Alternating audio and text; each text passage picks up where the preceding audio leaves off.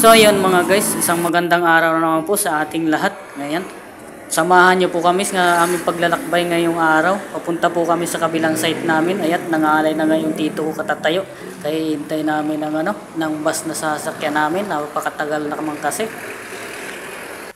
So ito nga na mga guys, dahil natapos na ang aming matagal na paghihintay, ayan, nakasakay din kami ng bus. Ayan, nakaka-enjoy naman, sumakay na naman ulit ako ng bus. Medyo malayo-layo ang biyahe namin ngayon, siguro mga 7 oras namin tong biyahe ngayon. Ayan. So ito na nga mga guys, nakababa na po kami. Dito na kami sa Magallanes. Naglakad na lang kami. Kasi may enjoy naman tong sa paglalakad. Lakad na lang muna kami. Siguro mga 5 oras kami maglalakad dito hanggang sa site namin. Hanggang doon pa kami sa sa Malibay pa kami guys pupunta. Kaya habang naglalakad kami guys, ayan, nakita ko itong baliwag, lechong manok. Malayo pa lang, naamoy ko na to, talagang nakakagutom. Tanghali na rin kasi guys. Pagtingin ko nga, ay, ang daming manok doon, talagang natakam ako. Kaya lumagpas na lang kami, tapos tanghali na, hindi na lang kami bumili. Sayang. Napakasarap sanang ulam nun, lalo na yung mga ganong lechong manok, baliwag pa. At yun nga mga guys, habang nagtutuloy lang kami sa paglakad, nakarating na kami dito sa palengke ng Malibay. Yan guys, medyo malapit na kami. Kaya nakaka-enjoy naman dito dumaan kasi ang daming pagkain sa mga prutas, sa mga gulay. Ayan guys, sa mga prutas na yun, nakakatakam naman talaga. Ka-enjoy talaga maglakad lalo pagka ganitong makikita mo sa daan. At ito na nga guys, sa haba ng nilakad namin, mabot na kami ng 7 oras sa kalalakad. Ayan, nakita ko na rin tong site namin. Dito nga pala yung site namin. Ayan yung gagawa namin dito. Ayan. Dito yan guys sa Malibay. Ayan, tinitingala na ng tito ko. Ayan, at habang naglalakad nga kami, ayan, nakita kami ng pwedeng food trip dito sa may gilid. Ayan, inuhaw na kami sa paglakad. Kaya bibili muna kami ng palamig. At yun nga guys, kung hindi pa kami bumili ng palamig na dito ko, hindi niya mapapasin. Yung bag daw niya, bukas daw pala. Ayan nga guys, at tatanungin ko sana yung si ate kung yung tinda niyang juice ay may halong gin. Yun kasi ang masarap, yung juice na may halong gin, parang gin bilog ba.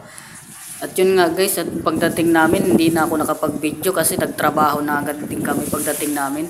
Kasi oras na rin talaga ng trabaho. Kaya ngayon, hapon na to guys, dito na lang ako sa taas, nag-video-video ako hapon na to kasi ngayon.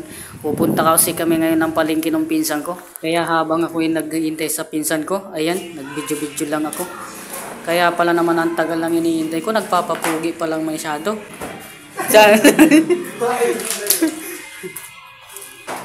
At ayan nga guys, sa wakas, nakalaka din kami kapag papugi na ang pugi. So yan nga guys, habang naglalakad kami, nakakita kami ng magjuwa. Naisip ko tuloy ngayon, Valentine's ngayon. Yan, magka-holding hands pa sila. Sana all. Sana all ka na lang. Kaya yung inggit namin, kinain na lang namin dito sa may gilid-gilid. Nag-food trip na lang kami ng pinsan ko. Dito, 5 piso lang isang tuhog. Isang tuhog lang ng mga chicken, basta anong English baga doon. Basta manok yan. Nuhog-tuhog lang, tapos 5 piso lang isang stick. Yan, kasama na rin pati ang dugo niyan. Napakasarap. Talagang tanggal ang gutom, tanggal ang inggit sa mga magjowa na magkahawak kamay kanina. Talaga. Pagkatapos nga namin food trip, naghanap na kami ng maiinom kasi bumabara sa lalamunan yung yung manok.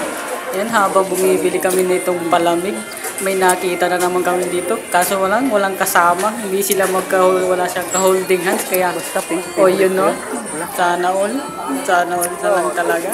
Nakakapanghina pagka gano'n na nakikita mo. Talaga magka-holding hands. Ayan na nga guys, at kami pauwi na. Nag-sip-sip na kami ng palamig. Yan, pauwi na kami ng dalawa ng pinsan ko. Tamang na lang kami, pa-chill-chill na lang. Palamig-palamig na lang kami. Hindi kasi kami mag-init ngayon. Puro na lang kami palamig. Kaya nabusog naman kami sa aming paglalakbay. Busog na ang aming mata, busog pa ang aming diyan. Ayun lang guys, at maraming thank you sa inyong pagsubaybay ng aking buong maghapon. At uuwi naman kami ng pinsan ko. Magluluto naman ang ulam. Bumili nga lang pala kami dito ng tahong at saka manok. At yun lang guys, maraming thank you sa inyong lahat. Bye-bye!